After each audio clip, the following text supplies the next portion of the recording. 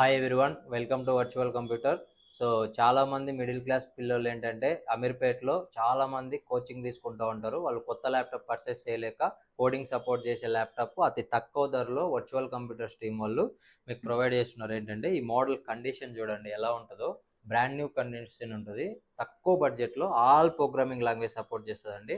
దీని కాన్ఫిగరేషన్ ఏంటంటే del latitude 5490 అండి. i5 8th generation, 8 GB RAM, 256 SSD వస్తుంది.